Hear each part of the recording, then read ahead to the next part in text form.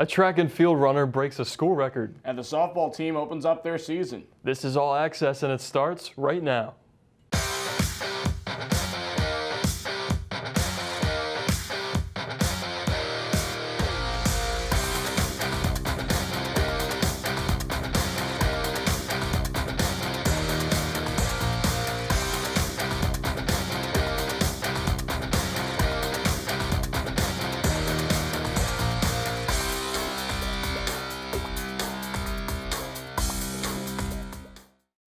Welcome to All Access, the show that keeps you on your feet with Rowan sports news. Much like the NHL trades from Monday, I'm Derek Hill. And I'm Cody Decker. The NHL certainly looks a lot different now, with pretenders turning into contenders and some of the best teams even getting stronger. Speaking of teams getting stronger, Rowan's athletes were hard at work this past week, so let's start the show with the latest on the women's basketball team. Derek? Thanks, Cody.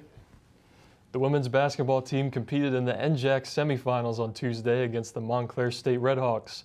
The first half had as many as 8 ties, evenly contested on both the offensive and defensive sides. It was halfway through the third quarter when the Redhawks found a groove, forcing contested shots on defense and making their own attempts to take a 9-point lead. The Redhawks would hold the lead throughout the fourth, beating the Profs 65-55. Despite having 4 team members who scored in the double digits, the season comes to a close for the women's basketball team. The men's track and field team competed in the Fast Track Last Chance Invitational on Saturday. Of the top finishes, Shy Mumford won the 200 meter with a time of 21.82 seconds. The distance medley relay team of Francis Terry, Nick Neville, Nick Noko, and Daniel Fitch-Henry took first with a time of 10 minutes, 9.57 seconds. And finally, the 4x400 meter relay team won first place with a time of 3 minutes, 21.94 seconds. The team consisted of runners Hunter Barbieri, Jamil Jackson, and Terry and Chris Messiano. Kevin Veltri competed at the Boston University Last Chance qualifier on Sunday night. He finished 5th in the 3,000 meter race with a time of 8 minutes, 15.29 seconds.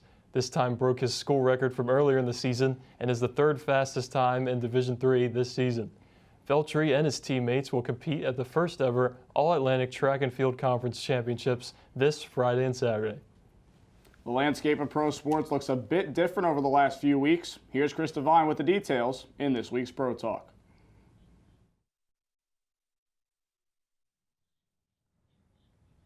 Hello everyone and welcome to this week's edition of Pro Talk. I'm your host Chris Devine, keeping you up to date with the hot topics in pro sports. Starting off with the Great American Race, the Daytona 500 was held this past Sunday, marking the official start to the 2018 NASCAR season. The race was special for 2 reasons. First, Austin Dillon crossed the finish line to take the checkered flag after a grueling 500 miles. It was Dillon's first career win at Daytona and second win overall in the Top Series. But the emotional part was seeing Dillon's number 3 Chevrolet cross the finish line at Daytona exactly 20 years after legend Dale Earnhardt won his only Daytona 500. Now, every year is an emotional reminder to that fateful day in 2001 at the very same track when Earnhardt wrecked on the final lap, the crash that unfortunately took his life. As I mentioned, to see the number 3 car in the victory lane at Daytona was sure to move any racing fan. The other top story from the race was Darrell Bubba Wallace, who finished in 2nd place. Wallace is the first full-time African-American driver in NASCAR since Wendell Scott in 1971. Scott held the previous record for best Daytona 500 finish by a black driver, which was 13th place set back in 1966. Wallace sure did set the bar high as he hugged his crying mother, who told him how proud she was. "You're acting like we won, Mom," said Wallace with a laugh. "We did," she said. Now, are you one of the people who can't get into baseball because it's too slow, or if you're a baseball fan who wishes that the game would just speed up just a bit? You're in luck. Major League Baseball has implemented a limit on mound visits starting this season. From now on, both teams will be limited to 6 mound visits per game. A mound visit will be constituted as a coach or player meeting at the mound, or if a player comes to the mound during an at-bat to talk to the pitcher. This rule is a great thing in my mind for baseball, as the games were simply just taking too long. The average time of a 9-inning game increased to 3 hours and 5 minutes last season, which is up from 2 hours and 46 minutes back in 2005. It was becoming evident that the games were simply becoming longer due to more mound visits and other stoppages in play, that MLB was losing viewers, so hopefully with these new rules, we will see a faster pace of the game, which will lead to more excitement at the ballpark this summer. And finally, Hollywood was the center of the basketball world on Sunday night for the NBA All-Star Game. No longer was the exhibition as useless defenseless contest anymore, as both teams, captained by LeBron James and Steph Curry, were playing for $350,000 to donate to a charity of their choosing. The losing team would receive $150,000 for charity. Having something to play for made the intensity of the game more noticeable than the past few years. Team LeBron slipped away with a 148-145 win.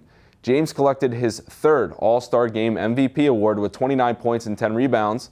The process, Joel Embiid had an impressive All-Star debut with 19 points, 8 rebounds, and 2 blocks, one of which was on his new rival, Russell Westbrook.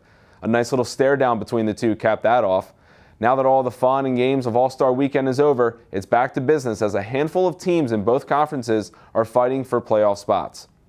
That's all I have for you on this week's Pro Talk. Later, Cody and Derek have the latest on the Division II ice hockey team, but coming up after the break, Mo hosts our Pro Sports Roundtable, so stay tuned for more All Access.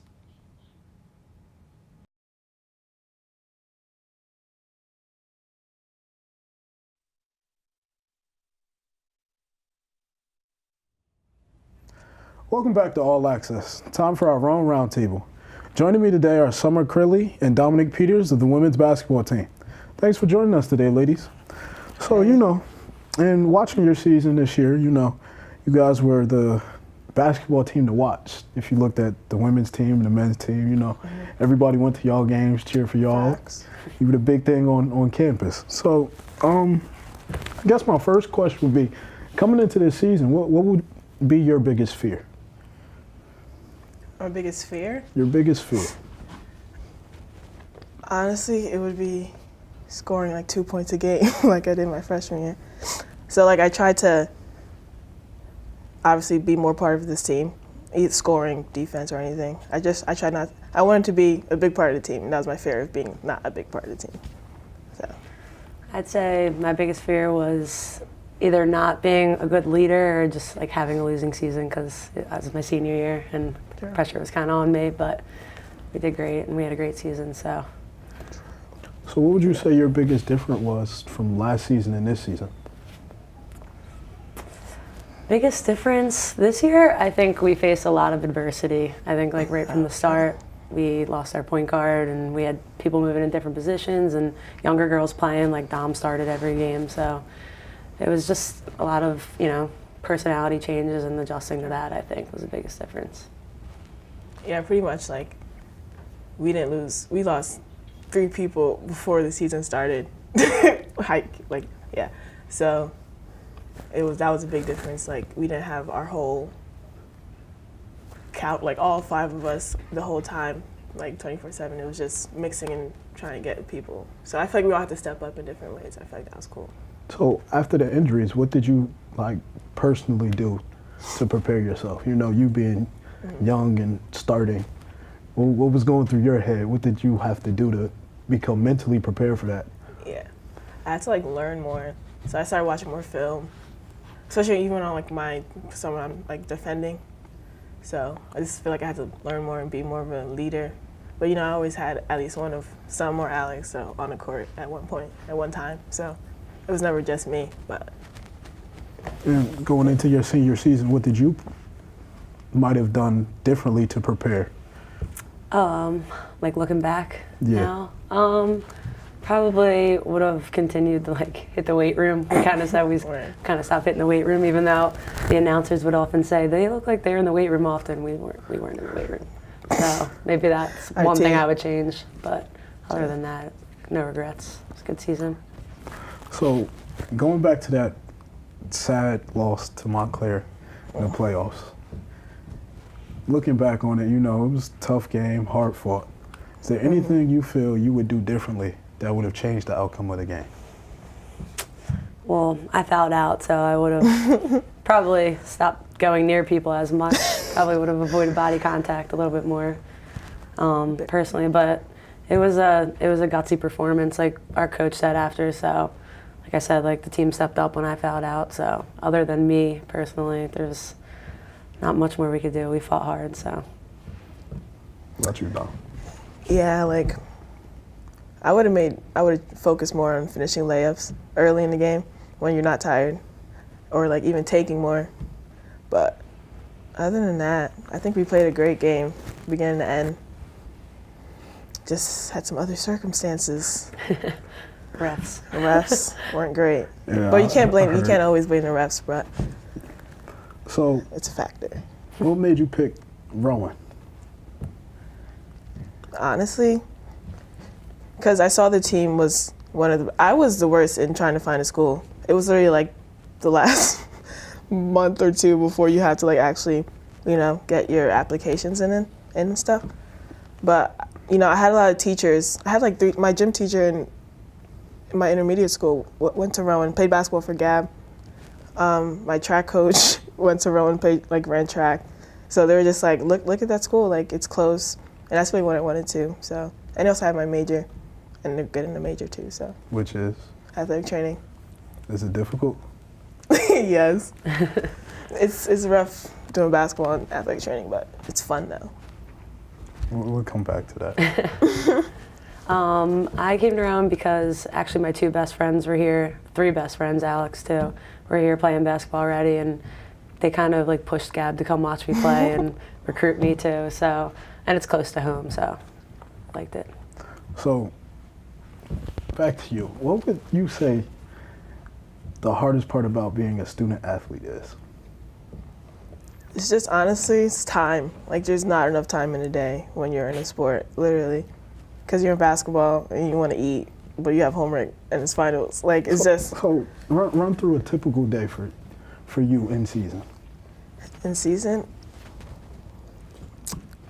So a midterm week, I guess, is the most stressful for all of us. We're always all in the library. It would start going to class, 8 till 2 probably, and then eat. We have practice till either 6 or 8 if we start at 6.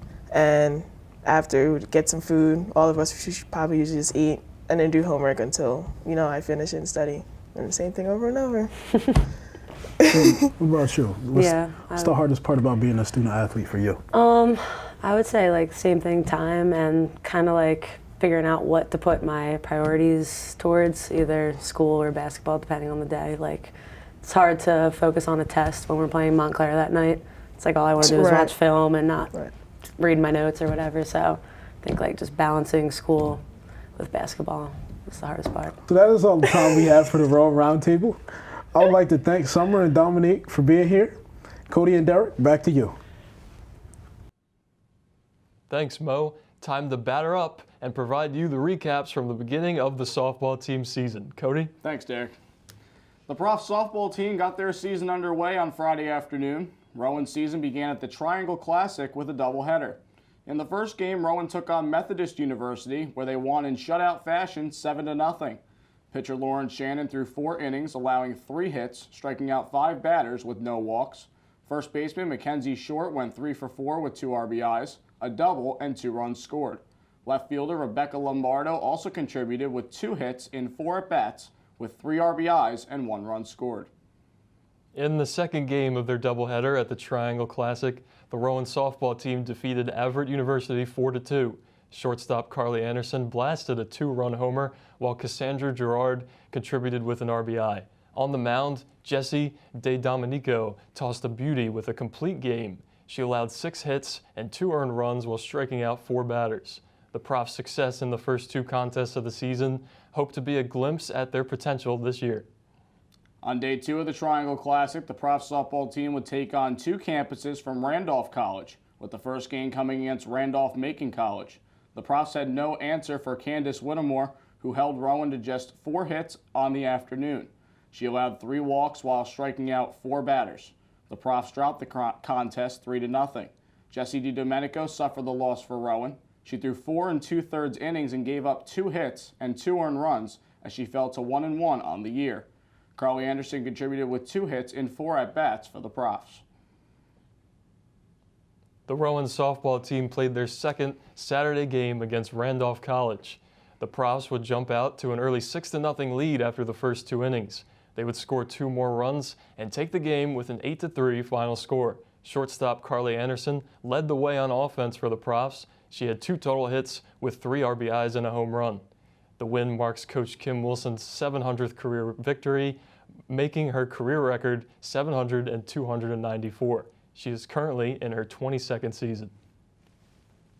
After the break, Ariella Gideon sits down with more members of the women's basketball team in this week's Prof Spotlight. Don't go anywhere.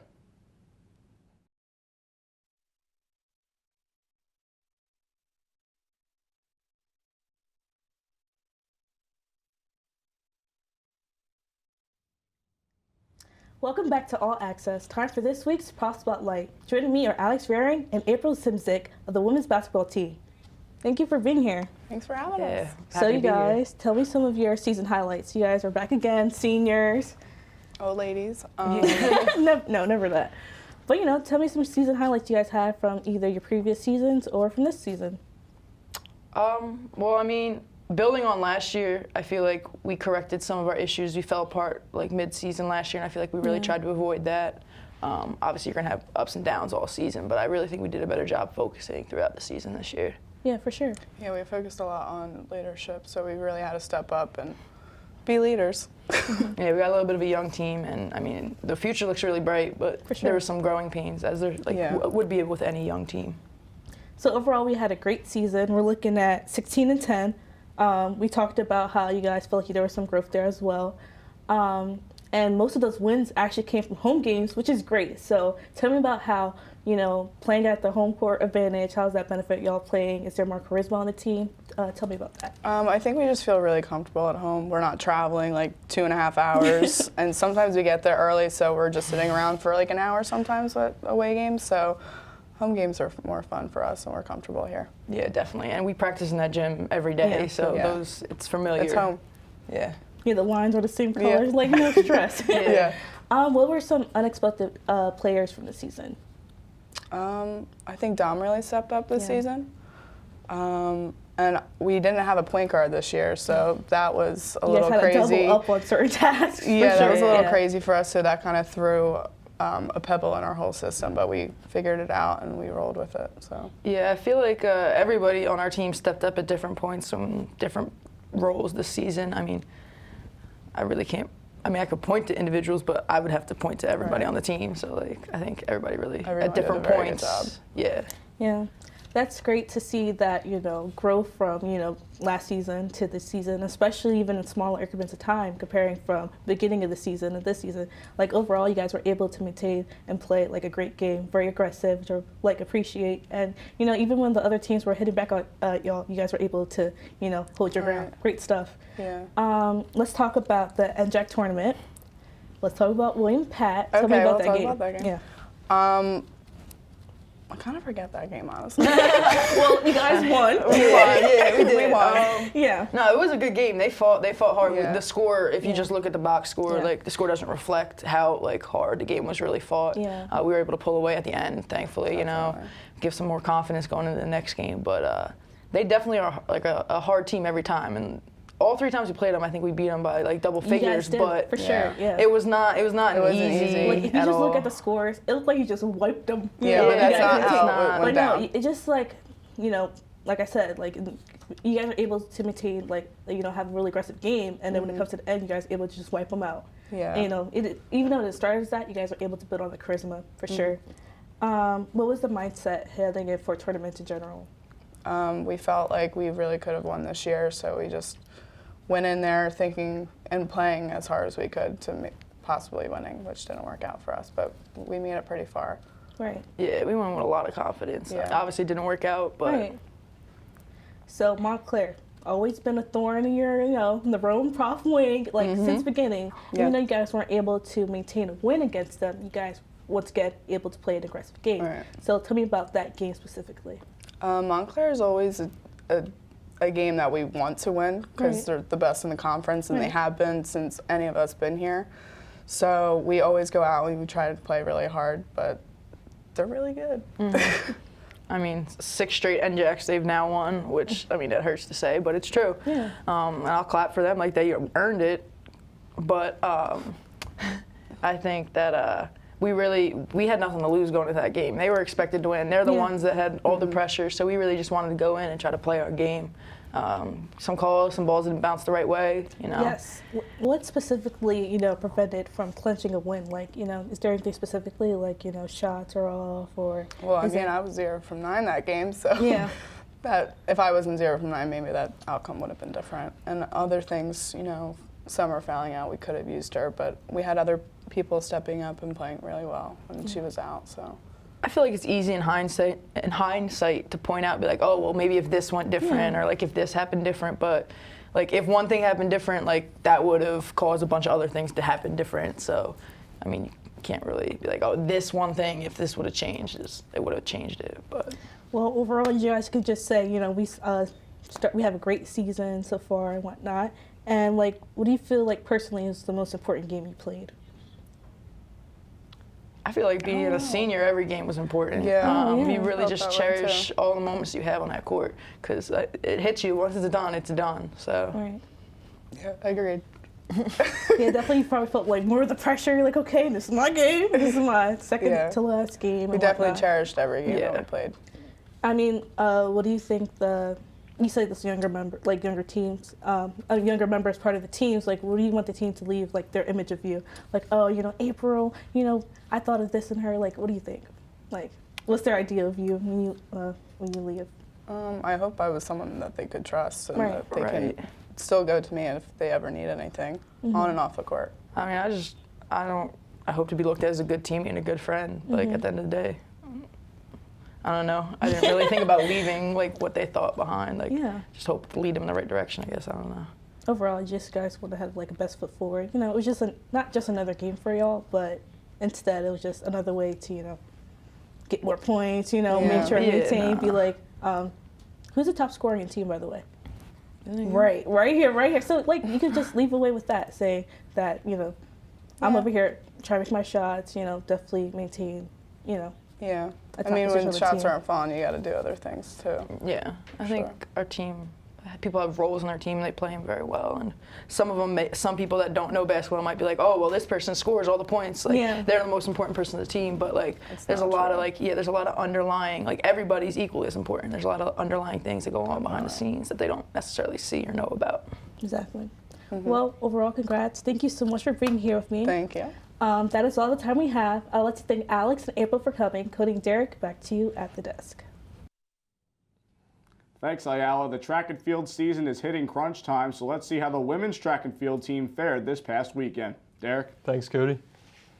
The women's track and field team competed at the Fast Track Last Chance Invitational on Saturday afternoon. Michelle McCauley took the top spot in the long jump with a distance of 17 feet. She also competed in the triple jump, claiming 5th place in the event. Palumi Adesina took the silver in triple jump, while Lanice Brown followed in 3rd. Olivia Scattergood took 3rd in the weight throw, and Hannah Vendetta finished 4th in the 1-mile run. It was announced today that 14 members of the team were selected to the all-conference team.